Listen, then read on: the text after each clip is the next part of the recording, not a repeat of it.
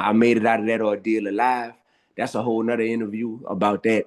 And since then, it's a sense of urgency that I make music with, that I love people with, and that I live with.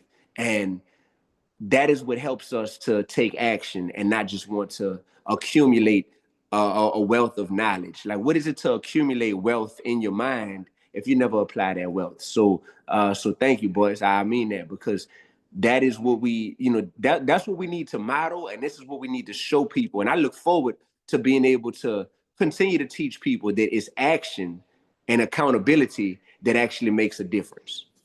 Yes, absolutely, man.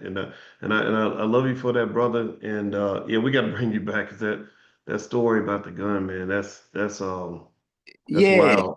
You know. You know what tomorrow is? Tomorrow is the 20-year anniversary of Hurricane Katrina hitting my city, man, my hometown, New Orleans. And I see all these documentaries, you heard me, that's on Netflix and it's on all the streaming networks and whatnot.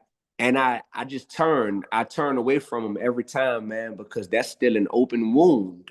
That's still something that I realized it changed my entire outlook on what life is. And it honestly took a lot away from what I considered to be my life at that point. It was just like, man, material possessions, everything can just be gone like that.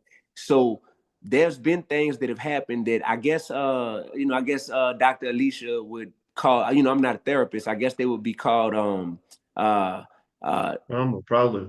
yeah, traumatic experiences and Mhm. things that you can tell that they must be traumatic because they stick with you in a different way, and they still kind of hurt, when they're touched, man. But uh, by the grace of God, I think that I've been able to process most of my early life traumatic experiences into a way that has produced a resilience and a sense of urgency around just love and light, love, light, and the intentional use of my talents while I'm down here on earth. So that's kind of what I move with, and that's kind of what I want to leave to anyone that's listening. I want to leave that with people, is we don't have forever. We don't. And I don't want your talents to go to the graveyard with you. I don't want your knowledge and that wealth of information that you accumulated to go to the graveyard with you. My grandpa, speaking of my couch, hold on.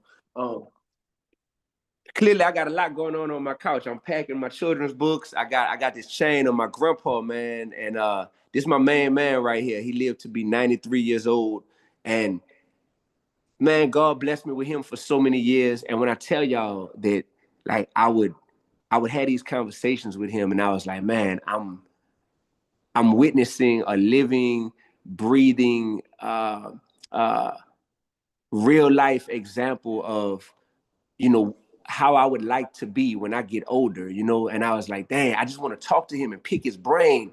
And so what I started doing was recording our conversations. That's why I like doing interviews so much, because I have so many of me and my grandpa, we call him Papa, so many of his conversations, and I recorded that I can refer back to them.